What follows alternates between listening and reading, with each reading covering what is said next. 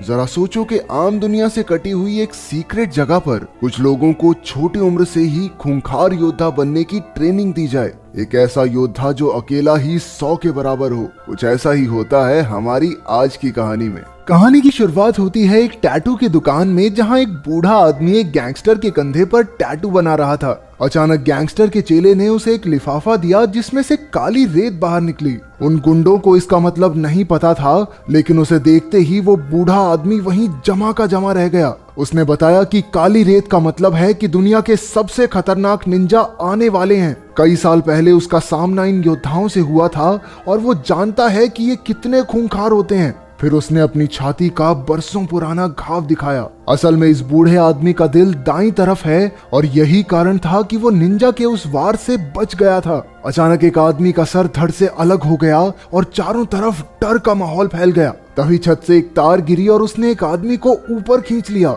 जब वो वापस आया तो उसके शरीर के टुकड़े हो चुके थे। ये निंजा हमेशा अंधेरे में छिपकर वार करते थे और एक ही पल में उन्होंने वहां खून की नदियां बहा दी। जब सब मर गए तो निंजाज अंधेरे से बाहर निकले। इसके बाद हमें जापान की ओजुनु पीढ़ी की कहानी बताई गई। ये खूंखार निंजाज की पीढ़ी है जिनका सरदार है लॉर्ड ओजुनु। ये लोग दुनिया भर से बच्चे इकट्ठा करते हैं और कड़ी ट्रेनिंग के बाद उन्हें निंजा बनाया जाता है। इन निंजाज के बारे में दुनिया के सभी बड़े लोग जानते हैं, लेकिन आम जनता को इनकी कोई भनक नहीं। कोई भी इन्हें 100 किलो सोना देकर किसी का भी कत्ल करवा सकता है। ओजुनु पीढ़ी सदियों से अंधेरे में काम करती आ रही है। बताया जाता है कि रशियन प्रेसिडेंट और जापान के प्रधानमंत्री की मौत के पीछे भी इनका ही हाथ था। एक दिन लॉर्ड ओजुनु राइजो नाम के एक बच्चे को वहां लाए। उसके माँ बाप ने उसे लावारिस छोड़ दिया था, इसलिए ओजुनु उसे अपने साथ ले आया। ओजुनु को मन ही मन में लगा कि ये बच्चा आगे चलकर इस पीढ़ी का सरदार बनेगा। इसी वजह से उसकी काफी सख्त ट्रेनिंग होने लगी। 10 साल की उम्र तक उसके शरीर पर कई घाव थे जो उसे गलतियों की सजा के तौर पर मिले थे। उनके मुताबिक एक निंजा को हमेशा छिपकर रहना चाहिए, इसलिए राइजो को लकड़ी की जमीन पर चलवाया जाता और अगर हल्की सी आवाज भी हुई तो ओजुनु उसके पैर पर जोर से वार करता।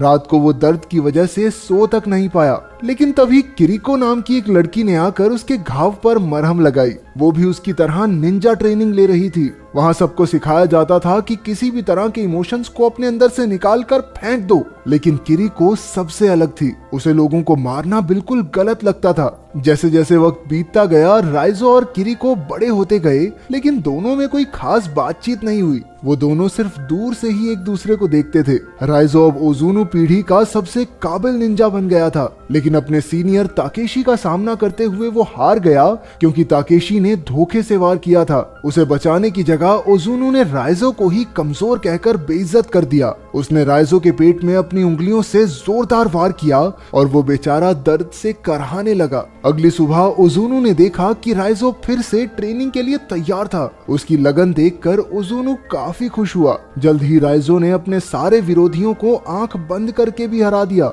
लेकिन किरिको को वहां की मारा मारी अब भी पसंद नहीं थी। राइजो अक्सर उसे समझाता था कि अगर ओजुनु को पता चल गया तो वो किरिको का दिल निकाल लेगा। फिर किरिको ने कहा, लेकिन मेरा दिल तो तुम्हारे पास है, तो कोई कैसे निकालेगा? एक दिन किरिको को चाकू से किसी को मारने का टास्क मिला। जब किरिको से ये नहीं हुआ तो ओजुनु ने उसके चेहरे पर चाकू मारकर उसे पिंजरे में बंद कर दिया। रात को राइजो छिपकर उससे मिला और उसे पानी पिलाया। कुछ दिन बाद एक रात को किरिको दीवार फांदकर भागने लगी। उसने राइजो को भी अपने साथ बुलाया, लेकिन राइजो ओजुनु के लिए वफादार रहा। आखिरकार वो पकड़ी गई और अब उसे मौत की सजा होनी थी। ताकेशी ने सबके सामने उसके दिल पर वार करके उसे मार डाला। उस दिन राइजो के अंदर भी कुछ मर गया, लेकिन वो फिर भी ओजुनु से जुड़ा रहा। इसके कुछ साल बाद बर्लिन में मीका नाम की एक लड़की को निंजाज के होने के कुछ सबूत मिले। इन सबूतों को लेकर वो अपने बॉस मैस्लो के पास पहुंची, लेकिन मैस्लो ये मानने को तैयार नहीं था कि ऐसे निंजाज मौजूद हैं जिनके बारे में सिर्फ बड़े लोग ही जानते हैं।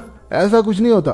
इसलिए मीका ने उसे सबूत दिखाए कि बड़े लोगों का पैसा इधर उधर होने में और कई नेताओं की मौत में निंजाज का ही हाथ है। अब मैस्लो ने इसके बारे में और जानने का फैसला किया। उन्हें पता चला कि सेबैटिन नाम के एक जासूस ने भी ऐसे सबूत इकट्ठा किए थे, लेकिन जल्द ही उसे काम से निकाल दिया गया और किसी ने उसका खून कर दिया था। उधर राइजो भी किसी खास काम के लिए बर्लिन में था। वो एक सुनसान से घर में अकेला था और हर सुबह कड़ी ट्रेनिंग करता। एक दिन वो कपड़े धोने की दुकान पर गया जहां उसे एक औरत दिखी। उसे देखते ही राइजो समझ गया कि वो भी एक निंजा है। उसी वक्त दोनों ने एक दूसरे पर वार किया और एक जबरदस्त लड़ाई शुरू हो गई। कुछ देर बाद हमने देखा कि राइजो उस लड़की को एक वॉशिंग मशीन में भर के चला गया था। उधर मीका उस जासूस की पत्नी से मिलने पहुंची जिसे निंजास के सबूत मिलने पर मार दिया गया था। उस औरत ने बताया कि यूं तो उसका पति काफी हिम्मत वाला था, लेकिन उस घटना के बाद वो इतना डर गया कि घर के हर खिड़की दरवाजे पर कम से कम 2 ताले लगाकर रखता। घर के हर कोने में रोशनी रहती थी।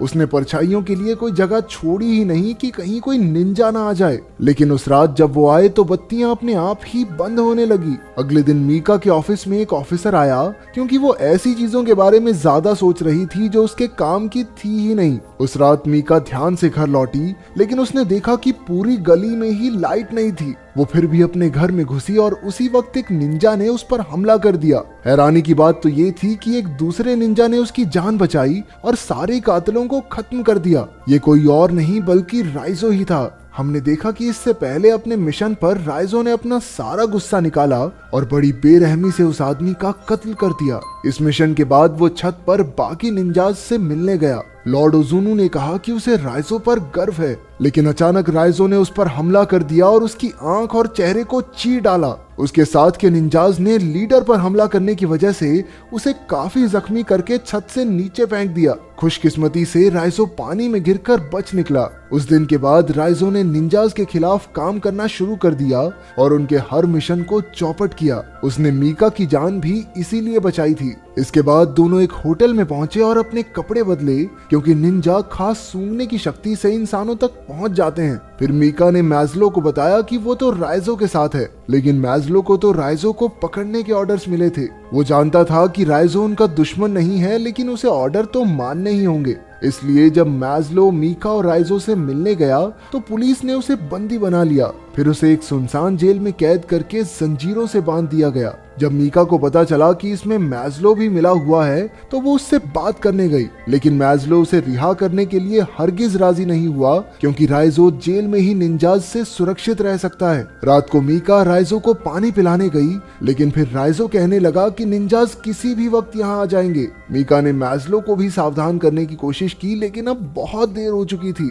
अचानक लाइट्स चली गई और निंजाज अंधेरे से बाहर निकले। उन खतरनाक योद्धाओं के सामने जाबाज सैनिकों की फौज और उनके हथियार भी कम पड़ गए। तभी मीका ने राइजो की जंजीरें खोलकर उसे रिहा कर दिया। फिर उसने निंजाज का मुकाबला करते हुए मीका को भाग जाने को कहा। हालांकि राइजो ओजुनु पीढ़ी का सबसे बेहतरीन निंजा था, लेकिन इतने सारे निंजाज को एक साथ संभालना उस पर भी भारी पड़ रहा था। अंत में राइजो और ताकेशी लड़ते हुए सड़क पर पहुंच गए। ताकेशी अपनी तलवार से राइजो का काम तमाम करने ही वाला था कि मीका ने पीछे से अपनी गाड़ी से उसे टक्कर मार दी। फिर वो राइजो को होटल में ले आई। हालांकि राइजो काफी जख्मी था, लेकिन वो डॉक्टर के पास जाने को राजी नहीं हुआ। मीका कमरे में बेहोश पड़े राइजो के पास बैठ गई। मीका ने अपनी जान बचाने के लिए राइजो का शुक्रिया अदा किया। फिर उसने एक ट्रैकिंग डिवाइस निकाला जिससे मैस्लो को उसकी लोकेशन का पता चल जाए, लेकिन पुलिस के आने से पहले ही निंजाज आ गए और राइजो को उठाकर ले गए। जब पुलिस पहुंची तो वहां सिर्फ मीका थी। उसने बताया कि 10 मिनट पहले ही वो लोग राइजो को वहां से ले गए। उधर राइजो को लॉर्ड ओजुनु के सामने पेश किया गया। उसने राइजो को माफी मांगने का आखिरी मौका दिया, लेकिन राइजो ने कहा, मैं झुकेगा नहीं साला। इससे ओजुनु का गुस्सा 7वें आसमान पर पहुंच गया, क्योंकि कुछ साल पहले तक तो उसने सोचा था कि यही लड़का आने वाले समय में पूरे कबीले का सरदार बनेगा। उसने राइजो को किरिको की जगह खड़ा किया और फिर अपनी उंगलियों से 3 बार खतरनाक वार किए। आमतौर पर ओजुनु के एक ही वार से लोग मर जाते थे, लेकिन राइजो ने तो बस खून की उल्टी की। उसके साथ साथ ट्रैकिंग डिवाइस भी बाहर आ गया। उसी वक्त मीका ने पूरी पुलिस फौज के साथ हमला करके खलबली मचा दी। कई निंजाज धमाकों में मारे गए। इस खूनी जंग में दोनों तरफ से कई लोग शहीद हुए। वहीं राइजो को ताकेशी और उसके आदमियों ने घेर लिया।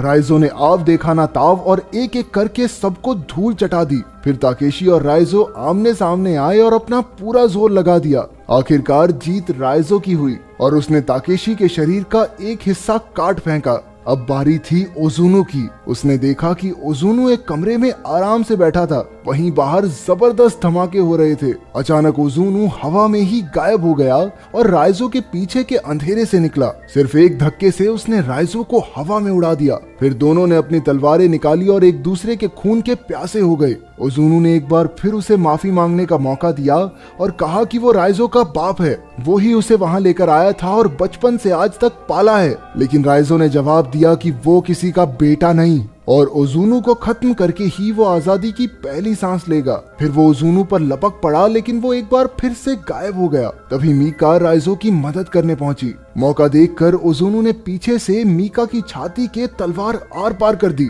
ये देखकर राइजो को याद आ गया कि कैसे इन दरिंदों ने उसके बचपन के प्यार किरिको को मार डाला था। गुस्से से भरकर राइजो ने एक ही झटके में अपनी तलवार से ओजुनु के 3 टुकड़े कर दिए। राइजो मीका को बाहर लाया और डॉक्टर्स ने उसे देखा। पता चला कि मीका का दिल दरअसल दाईं ओर है, इसलिए वो बच जाएगी। आखिरकार राइजो ने एकेडमी की दीवार फांदी और वैसा ही किया जैसा किरिको चाहती थी। इस तरह वो किरिको को अपने दिल में बसाए वहां से चला गया। क्या तुमने किसी को सच्चे दिल से चाहा है? और अगर हाँ तो तुम्हारा प्यार मुकम्मल हुआ या नहीं, कमेंट्स में जरूर बताना।